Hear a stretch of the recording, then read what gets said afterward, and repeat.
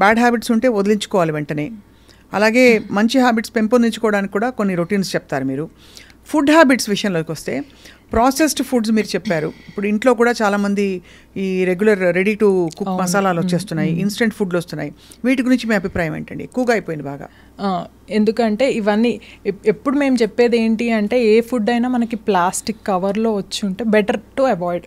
ఎప్పుడైనా plastic, processed food, junk food, sugary food ఇవేవి కూడా మనకి ఫర్టిలిటీకి అంటే ఇంటూ అనమాట, ఫర్టిలిటీకి క్రాస్. ఇవన్నీ మన దగ్గర అయిందండి. చాలా అంత బాగా ప్రూవ్ అయిందా?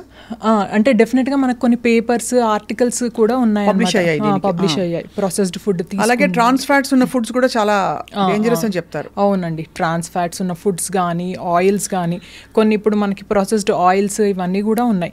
ఇవన్నీ తీసుకోవడం వల్ల కూడా మనకి ఎఫెక్ట్ అవుతుంది అనమాట. Saturated fat overall health condition దెబ్బతీస్తుంది. ఉదాహరణకి 2-3 సార్లు నూనెలో వేయించిన బజ్జీలు రోడ్డు మీద నాట్ ఎట్ ఆల్.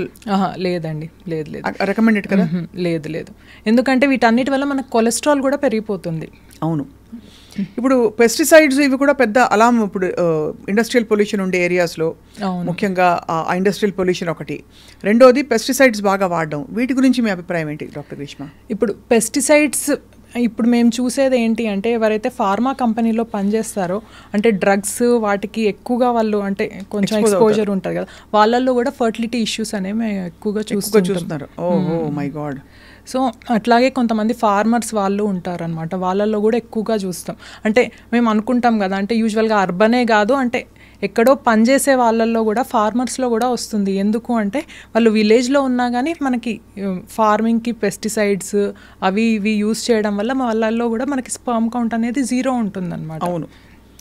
కాకపోతే ఇంకా వాళ్ళు మనకి లేట్గా వస్తారనమాట. ఆల్మోస్ట్ 45 years 47 years అంటే విలేజ్లో ఉంటారు, ఎక్కువ ఎక్స్పోజర్ ఉండదు.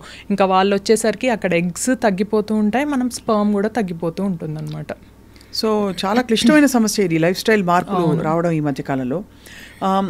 ఏవైనా వ్యాక్సిన్స్ వల్ల అంటే ఫర్టిలిటీ సమస్యలు రావచ్చని ప్రూవ్ అయిందండి? మనకి ఏమైనా పేపర్స్ ఉన్నాయా దాని మీద? ఇప్పటివరకు అయితే మనకి అంటే ఈ వ్యాక్సిన్ వల్ల ప్రాబ్లం అని ఏం లేదు.